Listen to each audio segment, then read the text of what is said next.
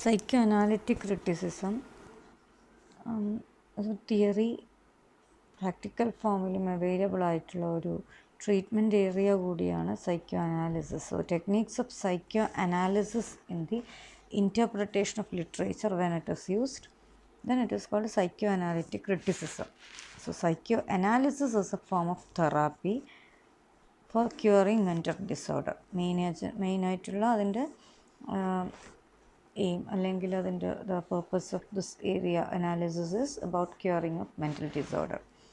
Investigating interactions, so again it is the interaction of conscious and unconscious elements in the mind. We have to, the psychoanalysis involves the investigating that interaction. One part is readily available, that is the conscious part is readily available, the unconscious is not at all readily available for any treatment, for any analysis. So it is about first step involves in a psychoanalysis, the first step involves the aspect of patient or leaving the patient to talk freely, so that the repressed fears and conflicts come out. Those are brought into conscious mind. Highly hidden ആയിരിക്കും. അപ്പോൾ ഒരു ഏത് psycho analysis പ്രാക്ടീസിലും ഒരു rapport building ആണ് first step. Because the patients should have the feeling or should get the feeling that this person is worthy of sharing my pain or sorrows or sufferings. അതിന് ശേഷമാണ് it takes sessions and sessions for the person to open up his or her mind, so that openly faced rather than buried in the unconscious. This is the success of a psychoanalysis, the first step actually. Only after that this curing, this techniques applying ഏത് type of area അല്ലെങ്കിൽ ഏത് പുതിയ ഒരു പലതരത്തിലുള്ള treatment techniques involve ആണ്. അപ്പോൾ അതിലേത് select ചെയ്യണം according to the problem. once the problem is in a way revealed, the techniques can be selected. അപ്പോൾ അതിൻ്റെ ഏറ്റവും ഫസ്റ്റ് ഓർ ഇൻ എ വേ ശരിക്കും ടഫ് സ്റ്റെപ്പാണ് സൈക്കോ അനാലിസിസിൽ ഈ പറഞ്ഞ opening up of mind set or the unconscious problems R openly told. That talking freely അതിന് തന്നെ ഒരുപാട് ടൈം എടുക്കും, കാരണം അതൊരു റാപ്പോ ബിൽഡിംഗ് സെഷനിലേക്ക് എത്തണം. And Sigmund Freud, the theories of mind, instinct, sexuality. By Sigmund Freud, actually he is the father of psychology. modern psychologyയിൽ ഏറ്റവും main contribution എന്ന് പറയുന്നത് ഫ്രോയിഡിൻ്റെ തിയറീസ് തന്നെയാണ്. Psychoanalysis as a branch when we talk psychology, psychoanalysis, അതും psychiatry. The difference psychiatry refers or prescribes medicine. Immediately medicinal suppressing ആണ് psychiatry involve ചെയ്യുന്നത്. അതേസമയം ഒരു മിനിമം കോൺഷ്യസ് ലെവലിലുള്ള ഒരു ഇൻക്യൂറബിൾ ആയിട്ടുള്ള കണ്ടീഷൻസ് ഉണ്ട് സൈക്കോളജിക്കൽ ഡിസോർഡേഴ്സിൽ തന്നെ.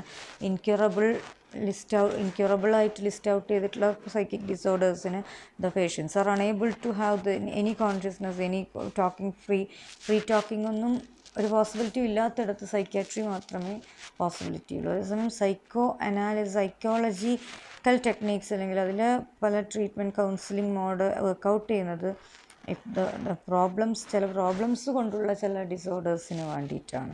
അപ്പോൾ അതിനാണ് അനാലിസിസ് എന്നുള്ള പോസിബിലിറ്റി അവിടെ മാത്രമേ ഉള്ളൂ. ഇൻക്യൂറബിൾ ആയിട്ടുള്ള അല്ലെങ്കിൽ കംപ്ലീറ്റ്ലി ഔട്ട് ഓഫ് വിറ്റ് അല്ലെങ്കിൽ കോൺഷ്യസ് ആയിട്ടുള്ള പേഷ്യൻസിൽ ഈ സൈക്കോ അനാലിസിസ് വർക്കൗട്ട് ചെയ്യാൻ ബുദ്ധിമുട്ടാണ്.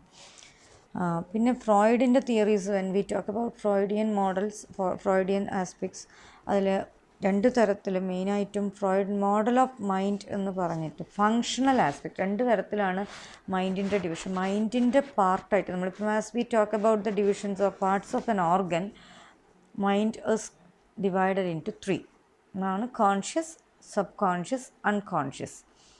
കോൺഷ്യസ് എന്ന് പറയുന്നത് റെഡിലി അവൈലബിൾ ആയിട്ടുള്ള വളരെ വേക്കിംഗ് മൈൻഡ്, നമുക്ക് എപ്പോഴും പെട്ടെന്ന് തന്നെ നമ്മളെ മുന്നിൽ ഓർമ്മയിലുള്ള കാര്യങ്ങളാണ് കോൺഷ്യസിൽ വരുന്നത്. സബ് കോൺഷ്യസിൽ പറഞ്ഞാൽ നമുക്ക് കുറച്ച് some effort we can take, just ഒന്ന് തിങ്ക് ചെയ്താലൊക്കെ നമുക്ക് ഓർത്തെടുക്കാൻ പറ്റുന്ന കാര്യങ്ങൾ സബ് കോൺഷ്യസിലാണെങ്കിൽ. അൺകോൺഷ്യസിലാണ് ബറീഡ് കൈൻഡ് ഓഫ് എലമെൻറ്റ്സ്. അതിന് ഒരിക്കലും നമ്മൾക്ക് വളരെ ഒരു ഡീപ്പ് തിങ്കിങ് അല്ലെങ്കിൽ ഡീപ്പ് മെമ്മറൈസിങ്ങിലോട്ട് മാത്രമൊന്നും നമുക്കതിലെ എലമെൻറ്റ്സിനെ പുറത്തേക്ക് കൊണ്ടുവരാൻ പറ്റില്ല. And as per the theories or മെഡിക്കലായിട്ടായാലും പറയുന്നത് nothing dies in the unconscious. That's why this techniques of or in a way practice of hypnotism, everything works out in a human being. നമ്മൾക്കറിയില്ലെങ്കിൽ നമ്മൾക്ക് ഒരു കാര്യം നമ്മളൊരു ടൈം മെമ്മോറിയൽ എന്ന് പറയുന്ന പോലെ മെമ്മറി ഫിക്സ്ഡ് ആവുന്ന മുതലുള്ള എല്ലാ കാര്യങ്ങളും നമ്മുടെ മൈൻഡ് സെറ്റിൽ അൺകോൺഷ്യസിൽ ബറീഡായിട്ട് കിടപ്പുണ്ട് എന്നാണ്. അപ്പോൾ അതൊരിക്കലും ഇറേസ്ഡ് ആവുന്നില്ല. But only with such deeper or in a way elaborate or complicated techniques of medical science we can take this out. അല്ലാതെ നമുക്ക് വളരെ ഒരു just think and try to get it എന്നുള്ള ഒരു മോഡലൊന്നും നമുക്ക് അൺകോൺഷ്യസ്ലി ബറീഡായിട്ടുള്ള മെമ്മറീസിനെയോ അല്ലെങ്കിൽ തോട്ട്സിനെയോ പുറത്തേക്ക് കൊണ്ടുവരാൻ പറ്റൂല.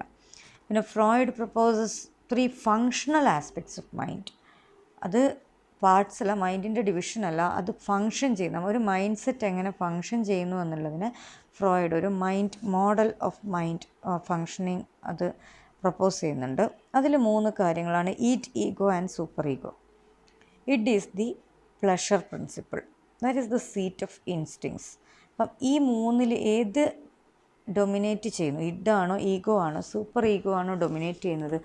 Depended upon that, actually a person's behavior or decisions, attitude, that is determined by ഈ പറയുന്ന ഏതാണ് നമ്മളിൽ ഡൊമിനേറ്റ് ചെയ്യുന്നത് എന്ന് നോക്കിയിട്ടാണ് ഒരാളുടെ. അതിപ്പം എപ്പോഴും ഒന്ന് ഡൊമിനേറ്റഡ് ആവണമെന്നില്ല. As we have anchor, fear, ഇതൊക്കെ ഓരോ ടൈമിലും മാറി വരുന്നത് പോലെ തന്നെയാണ് ഇതിലേത് ഫങ്ഷൻ ചെയ്യുന്നു എന്നുള്ളത്. So as per Freudian theory, every human being has this instincts. Instincts are there for everyone equally or in a way. അത് ഏറിയും കുറഞ്ഞുമാണെങ്കിൽ എല്ലാവർക്കും ഉള്ളതാണ് ഇൻസ്റ്റിങ്സ് എന്ന് പറയുന്നത്. അപ്പോൾ അവിടെ ഇഡ് ആണ് ഡൊമിനേറ്റ് ചെയ്യുന്നതെങ്കിൽ, ഒരു ഹ്യൂമൻ മൈൻഡിൽ ഇഡ് ഡൊമിനേറ്റിംഗ് ആണെങ്കിൽ അത് പ്ലഷർ പ്രിൻസിപ്പിളാണ് അതിലെ മെയിൻ. അതിനനുസരിച്ച് തന്നെ അവരുടെ രീതികൾ illogical, amoral and concerned with instinctual needs. They never think about the consequences. അപ്പോൾ അങ്ങനെ പ്ലഷർ റീമേക്കിംഗ്, ഇപ്പോൾ എന്തെങ്കിലും ഒരു മൊറലിസ്റ്റിക് ആയിട്ടുള്ള ഒരു രീതിയിലും അല്ലാത്ത രീതിയിൽ whatever happens I will go for my own pleasure എന്നുള്ള സ്റ്റാൻസ് വരുന്നത് ഇഡ് ഡൊമിനേറ്റ് ചെയ്യുന്ന പേഴ്സൺസിനാണെന്നാണ് ഫ്രോയിഡിയൻ മോഡൽ പറയുന്നത്. രണ്ടാമത്തതാണ് ego, that is the reality principle. Same ഓരോ സിറ്റുവേഷനിൽ ഇപ്പം ഇഡ് ഡൊമിനേറ്റ് ചെയ്യുന്നയാളാണെങ്കിൽ whatever instinct comes he or she behaves according to that. ഈഗോയിലും സെയിം ഇൻസ്റ്റിങ്ക്ട്സ് ആർ ദർ. ഒരു ഫാസിനേഷൻ ആയാലും അല്ലെങ്കിൽ ഏത് രീതിയിലായാലും എമോറൽ എന്ന് പറയുന്ന ഒരു കാര്യങ്ങൾ വരുന്ന ഏത് പോസിബിലിറ്റി, ഈഗോ ഡൊമിനൻറ്റ് പേഴ്സണിലായാലും instincts are there. Still reality പ്രിൻസിപ്പിളാണ് അവിടെ ഫങ്ഷൻ ചെയ്യുന്നത് അല്ലെങ്കിൽ അവിടെ ഡൊമിനേറ്റ് ചെയ്യുന്നത്. അതുകൊണ്ട് തന്നെ അത് ഗവേൺ ചെയ്ത് touch with external world of reality. അവർക്ക് എപ്പോഴും ഒരു ബോധമുണ്ടാവും. They will be conscious about the consequences. If I work out in that way, ഞാൻ ഈ കാര്യം എനിക്കിങ്ങനെ ചെയ്യാൻ തോന്നിയാൽ, അതുപോലെ ചെയ്താൽ next I may get punishment, I may get I may have to suffer harsh criticism എന്നുള്ളത് കൊണ്ട് മാത്രം അവർ അതിൽ നിന്ന് ചിലപ്പം വിഡ്രോ ചെയ്യാൻ ചെയ്യും. അപ്പോൾ അതാണ് reality principle. The persons with ego dominant mind set, they have always this ഒരു റിയാലിറ്റി ടച്ചിലാണ് അവരെല്ലാം ഫങ്ഷൻ ചെയ്യുക. Not because they do not have instincts, they stay away from some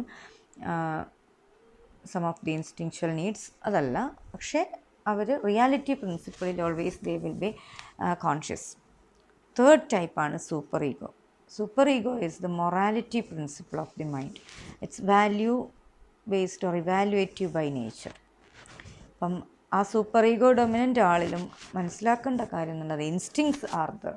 as human beings they also have the instincts. എല്ലാ രീതിയിലുള്ള human ഇൻസ്റ്റിങ്സും അവർക്കുണ്ടാവും. But ideal പാർട്ടാണ് it's one's personality, so that they stay away from every instinctual need because they do not want to be involved in any kinds of immoral acts or anything. അതുകൊണ്ട് തന്നെ they seek perfection, not pleasure. അപ്പം എങ്ങനെയും അത് എല്ലാം suppress ചെയ്തുകൊണ്ട് self suppression പോസിബിളായിട്ടുള്ള ഏത് ഇൻസ്റ്റൻസസിലും അത് പോസിബിളായിട്ടുള്ള ആൾക്കാരിൽ ഡൊമിനേറ്റ് ചെയ്യുന്ന ഫങ്ഷണൽ ആസ്പെക്റ്റ് ഓഫ് മൈൻഡാണ് സൂപ്പർ ഈഗോ. അപ്പം ഒരു ഹ്യൂമൻ ബീയിങ് ബട്ട് ഇതൊക്കെ പറയുമ്പോഴും ഫ്രോയിഡ് പറയുന്നത് every human being is instinctual ആണ്. സൂപ്പർ ഈഗോ ഡൊമിനൻ്റ് ആളിലും ഹൈലി സപ്രസീവ് ക്വാളിറ്റി ഉള്ളത് കൊണ്ടാണ് they can stay away from problems or other difficult situations. അപ്പോൾ അങ്ങനെ 3 രീതിയിൽ മൈൻഡ് ഫങ്ഷൻ ചെയ്യാം. അപ്പോൾ അതിൽ ഡൊമിനേറ്റ് ചെയ്യുന്നയാളാണെങ്കിൽ ഇൻസ്റ്റിങ്സ് എന്താണോ അതിനനുസരിച്ചിട്ടാണ് അവരുടെ ഫങ്ഷൻസ് ഉണ്ടാവുക. ഈഗോ ആണെങ്കിൽ അവർക്ക് കുറച്ചെങ്കിലും കൺട്രോൾ ചെയ്യാൻ പറ്റുന്നത് they are aware of the reality, consequences they are worried about. Super ego ആണെങ്കിൽ ജസ്റ്റ് വറീസ് മാത്രമല്ല, I'm not suppose to do this എന്നുള്ള രീതിയിലുള്ള ഒരു ഹൈലി മോറലിസ്റ്റിക് വ്യൂ ഹോൾഡ് ചെയ്യുന്നതാണ് അവരുടെ ഒരു staying away from instinctual chasing, അതിന് ഒരു വിഡ്രോ ചെയ്യുന്നത് അവർ. ആൻഡ് പിന്നെ കുറേ കാര്യങ്ങൾ, internalisation of social standards of morality, propriety, ഇതൊക്കെയും സൂപ്പർ ഈഗോയുടെ പാർട്ടായിട്ട് വരുന്നതാണ്. ഒരു ഹ്യൂമൻ ബീയിങ്സിൻ്റെ ഒരു മോറൽ ബേസ്ഡ് സൊസൈറ്റിയിൽ ഏറ്റവും ക്വാളിറ്റേറ്റീവായിട്ട് പറയുന്നത് സൂപ്പർ ഈഗോ ഡൊമിനൻ്റ് ആയിട്ടുള്ള ആൾക്കാർ ആണ് അപ്രീഷിയേറ്റഡ് ആയിട്ട് പറയുന്നത്. പിന്നെ സൈക്കോഅനാലിസിസിൽ ഒരുപാട് മറ്റുള്ള ഡെവലപ്ഡ് ഏരിയാസ് ഉണ്ട്. ഇപ്പം കണ്ടൻസേഷൻ, ഡിസ്പ്ലേസ്മെൻറ്റ്, സിംബോളിസം. അപ്പം ഇതിൽ റിപ്രഷനാണ് ഹ്യൂമൻ സൈക്കിക് ഡിസോർഡേഴ്സിൻ്റെ പ്രോബ്ലം എന്ന് പറഞ്ഞിട്ട് Freud he has developed a lot of theories on infant sexuality and all. അതിൽ തന്നെ ഡ്രീം അനാലിസിസ് ഒരു പാർട്ടാണ്. അപ്പം മാനിഫെസ്റ്റ് കണ്ടൻറ്റ്, ലേറ്റൻറ്റ് കണ്ടൻറ്റ് എന്ന് പറഞ്ഞിട്ട് ഡ്രീമിനെ തന്നെ സെപ്പറേറ്റ് ചെയ്ത് പറയുന്നുണ്ട്. അപ്പം മാനിഫെസ്റ്റ് കണ്ടൻറ്റ് എന്ന് പറഞ്ഞാൽ നമ്മൾക്ക് ഒരു dream, when we talk about A dream, അതിൽ വളരെ റെഡിലി അവൈലബിൾ ആയിട്ടുള്ള നമുക്ക് ഓർത്തെടുക്കാൻ പറ്റുന്ന പാർട്ടിനെ മാനിഫെസ്റ്റ് കണ്ടൻറ്റ് എന്നും, പെട്ടെന്ന് നമ്മൾ മറന്നുപോയി എന്തോ സംതിങ് വാസ് ദർ എന്ന് പറയുന്ന ആ part, something which is lost but we feel for sure that it has been there, അതിനെയാണ് ലേറ്റൻറ്റ് കണ്ടൻറ്റ് എന്ന്. അപ്പം അങ്ങനെ ഡ്രീം അനാലിസിസിലൂടെയും ഒക്കെയും ഈ സൈക്കോ അനാലിസിസിൻ്റെ ഏരിയ ഡെവലപ്പ് ചെയ്യാൻ വേണ്ടി Freud has tried a lot. അതങ്ങനെ ഒരുപാട് ബുക്സ് തന്നെ ഫ്രോയിഡിൻ്റെ ഭാഗത്തുനിന്ന് ഈ ഏരിയയിലേക്ക് കോൺട്രിബ്യൂഷൻ ഉണ്ടായിട്ടുണ്ട്.